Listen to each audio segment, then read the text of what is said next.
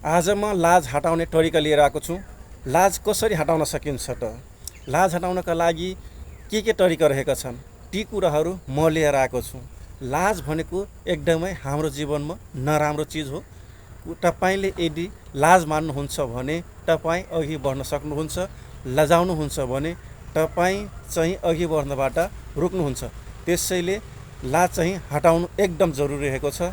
त्यसैले लाज हटाउनको लागि म एकदमै 5वटा तरिका लिएर आएको छु। नम्बर 1, बेइज्जत हुनबाट नडराउनुहोस्। तपाईँले चाहिँ बेइज्जत हुनबाट नडराउनुहोस्। तपाईँले काम गर्नुहोस्, जुन काम गरिराख्नु भएको छ त्यो चाहिँ गर्नुहोस्। तपाईँले जुन कुरा बोल्न चाहनुहुन्छ भने बोल्नुहोस्, सोचेर बोल्नुहोस्, राम्रोसँग बोल्नुहोस्।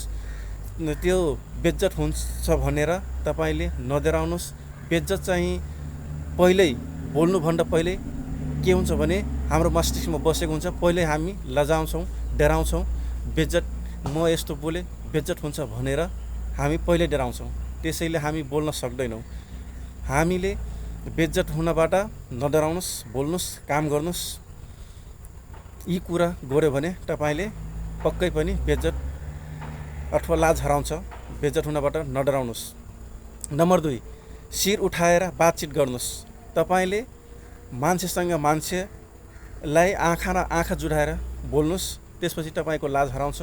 यदि तपाईँले आँखामा आँखा जुडाउन सक्नुहुन्न भने त्यसले मेरो कुरा चाहिँ सुनेको होइन भन्ने कुरा पनि जनाउँछ। र तपाईँले यदि लाज हटाउनु छ भने शिर उठाएर बोल्नुहोस्। झुक्किएर बोल्नुहुन्छ भने तपाईँ चाहिँ कुरा गर्न सक्नुहुन्न। एकदमै तपाईँ लजालु स्वभावको भयो भने यो मान्छे त डरायो अथवा लजायो, यो के गर्न सक्दैन भन्ने कुरा चाहिँ ठान्दो रहेछन्।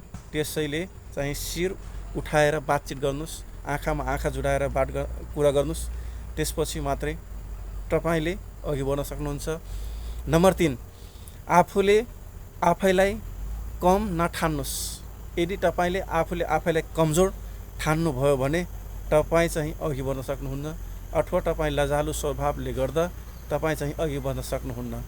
आफूले आफैलाई कम ठानियो भने तपाईँको लाज हराउँदैन।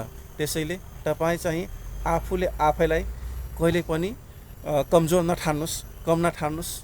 तपाईँ चाहिँ म पनि गर्न सक्छु भन्ने कुरा चाहिँ ठान्नुहोस् र गर्नुहोस्। त्यसो गर्यो भने तपाईँको लाज हराउँछ र अघि बढ्न सक्नुहुन्छ। नम्बर 4, नआत्तिनुहोस्।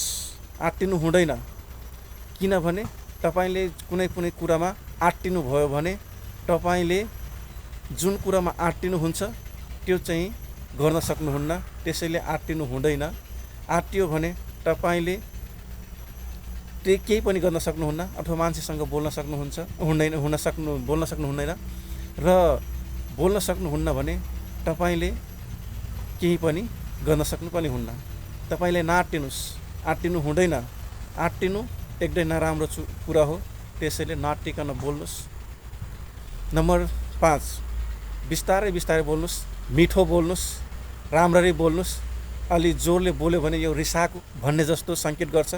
त्यसैले रिसा जस्तो होइन, अलि बिस्तारै, अलि सुस्तरै, अलि मिठो चाहिँ बोल्ने गर्नुहोस्। यसरी बोल्यो भने तपाईँ चाहिँ राम्रो हुन्छ र राम्रो तरिकाले बोल्न सक्यो भने तपाईँले बिस्तारै बोल्दै जाँदा तपाईँको लाज हराउँछ र बिस्तारै बिस्तारै बोल्दा तपाईँको मानसिकतामा बोल्यो हुन जान्छ र यो यसरी बोल्दा चाहिँ राम्रो हुनेछ। त्यसैले पहिलो नम्बरमा रहेको छ बेइज्जत हुनबाट नडराउनुहोस् र दोस्रो नम्बरमा रहेको छ शिर उठाएर बातचित गर्नुहोस्, आँखामा आँखा जुडाएर बोल्नुहोस् र तेस्रो नम्बरमा रहेको छ आफूले आफैलाई कम नठान्नुहोस् र चौथो नम्बरमा रहेको छ आत्तिनु हुँदैन र पाँचौँ नम्बरमा रहेको छ बिस्तारै बिस्तारै बोल्नुहोस्।